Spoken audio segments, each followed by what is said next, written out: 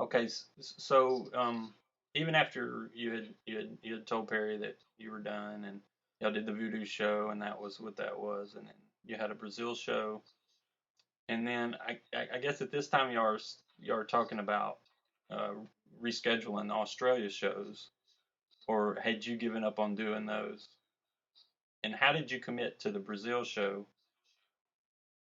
How did you do future shows? Did you just do them one by one and say, okay, I'll do that one, but I won't do this? No, no, no. It was really just a hard cutoff at the part that I had set in motion that other people were involved in and were counting on us. I didn't want to flake, so um, the Australian shows were booked before the Lola, Yeah. Voodoo, and Brazil. So, so when I said I was out, it was sort of like those couple of shows were already part of the package that was going to be the arc that I was going to do. You know what I mean? Yeah. If Australia had happened, I would have been done after Right. uh, South America or whatever. So, And so if no, that may not be the case. They might have approached me about South America separately. I'm not really sure actually about South America in particular, okay. but but but as I remember it, Yeah. it was basically the part that I had agreed to do was the part that I was willing to do, and then I didn't, and then they tried to ask me to do uh, an extra show, The New Year's Eve New show. Year's Eve. Yeah, And and I said no. yeah, right. I guess you had a normal tradition for New Year's Eve, or did that come into play, or it was because you had already said, I've quit this? I just didn't want to do it. I mean, it was a paycheck New Year's Eve douche party in Aspen. I mean, under any circumstances, I wouldn't have wanted to do that one. So, uh, yeah, I mean, and also Belle and I go to Big Sur every year, so, Okay. Right. but yeah. So the New Year's Eve show is, it seems like to me it's got to be a bigger check than normal. They're doing it again this year with ticket Oh, prices being probably. 275.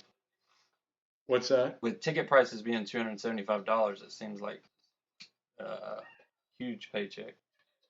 Yeah, yeah, that's definitely. This is maximum.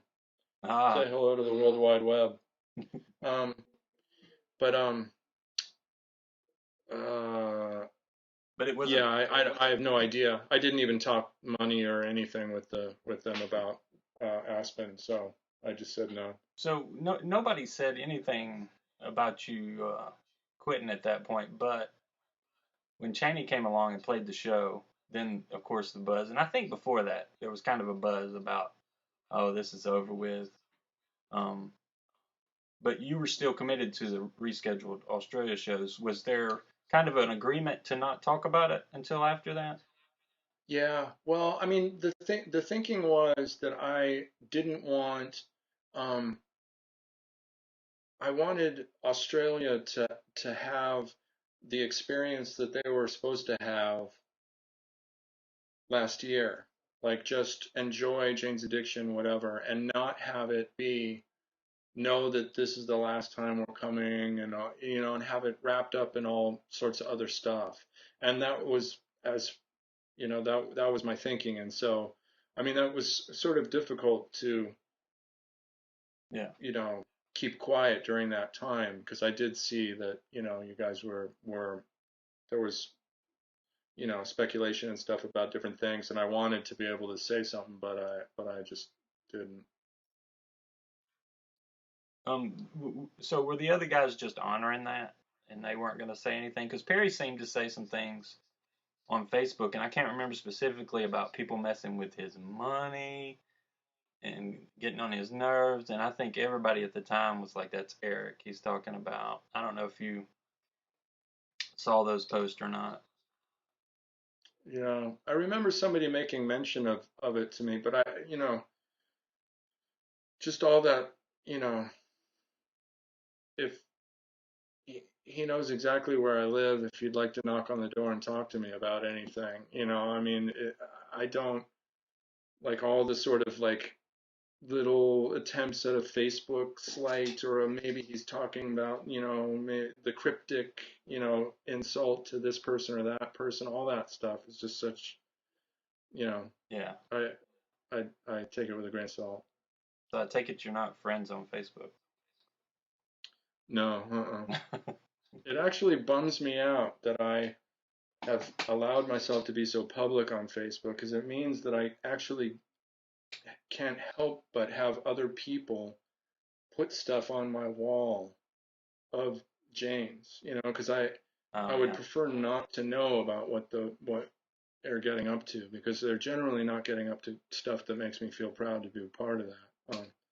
So, Yeah. but yeah, so be it. So you felt pretty at peace with that decision to quit after Australia. Yeah, definitely. I couldn't wait. I really couldn't wait. And it was funny because a few months ago I got a call from someone in that organization, and they wanted to give me a heads up about a possible thing with the publishing and this and that, and that Perry was going to be approached in a week or two, whatever, blah blah blah blah blah, and don't want him to think it's this or that, and you know and this was actually before Duff left, Yeah. and I got off the phone, and I met my wife for a cup of coffee, and I was just got off the phone, and just so glad that I'm not trying to manage that bullshit. I'm just so happy to be free of that fucking circus, and just all the hoops that everyone has to jump through, and that make it sound this way or that way, and just all that stuff. I mean, oh, So you can I was so say now I'll never play with those guys again. happy. That's Well, Jane's addiction. call me if they want to induct us into the Hall of Fame, but um, but yeah, in terms of, I went into it as a participant in a somewhat reluctant experiment. I didn't have high hopes for how it would go, or I didn't have high expectations. I did have high hopes, and really naive hopes when I look back on it. And people have pointed it out to me. Friends of mine have said that they thought that I was delusional in the Right. beginning. That I sounded like I was on crack or something, because they were just going, who does he think he's working, who has he been watching, what's been going on, and what that the reality is. And I thought naively I could have a better effect on the whole situation than I wound up having. So, Yeah.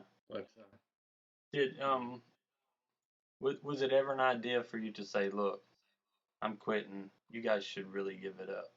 Should they quit, or do you say you have my blessing? Go play as James Addiction with whoever basis, whichever basis you can convince to play.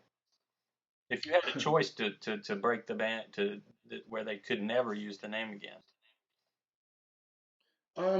well, it's interesting that you asked that, because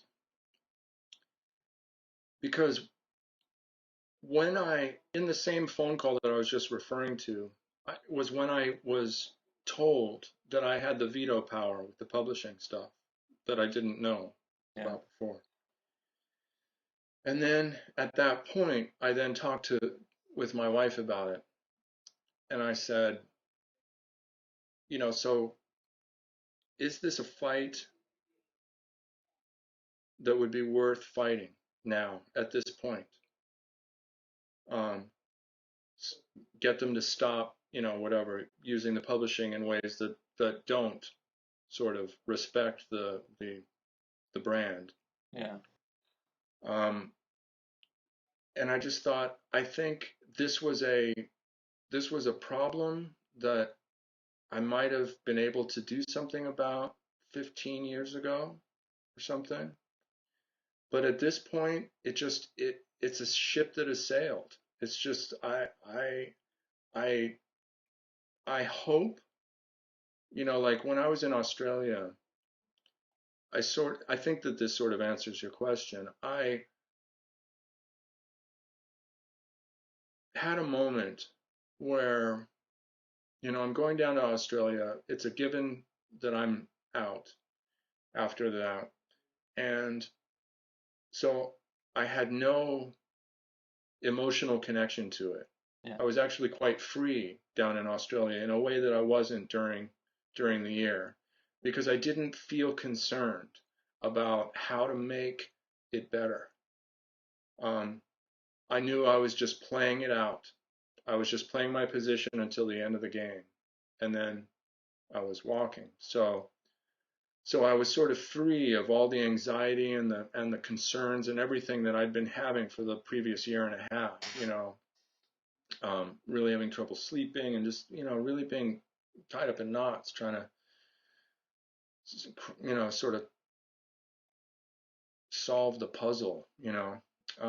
And So while I was down there, I went into a store and there was this woman in there and they were playing some interesting music. And I asked her about the music. I wanted to know what it was that they were playing. And she seemed like a cool woman, maybe a little bit younger than me, maybe 35, maybe 40, Yeah. who, uh, you know, had funny hair and stuff. Yeah. Um, and and we got to talking. She noticed my accent, not from Australia, American. Jane's Addiction. Oh yeah, I saw that they were playing. I used to love that band, da da da da da. And I left that store thinking, see, all this year, I've been concerned about those people that were there in 1991, and except for a few of us at Ziola, and I count myself in that group. Um, People have just moved on. They don't expect Jane's Addiction to be fantastic anymore. You know, Yeah. um, not in an aggressive way. They've just walked. They've moved on to other more compelling music or whatever. And and then we played this festival in daylight, sunlight, which is really unkind to bands over 40. And and I was looking out at the sort of usual apathetic crowd that are at festivals, especially in the middle of the day. They're just sort of like slack-jawed and like not especially there to see you. That they're there to see a band 2 or 3 bands later or whatever, and they're just sort of watching you. And I thought to myself, the guys want to play these songs. They get a paycheck. These sorts of gigs, they don't really care. Jane's Addiction is a perfectly serviceable band in this slot. You know, Yeah. they're certainly better than some other bands that are on this bill. It's not right for me, but they'll replace me with somebody and they'll do this, and that audience is there and they're up on stage and they're getting their paycheck, and the people that I was concerned with have mostly moved on, and it all just seemed right. It seemed sort of okay. And so I think that falls somewhere in between. I wish they would stop and giving them my blessing. You know what I mean? Like it just sort of seemed right that I walk away and then it is what it is. So Yeah.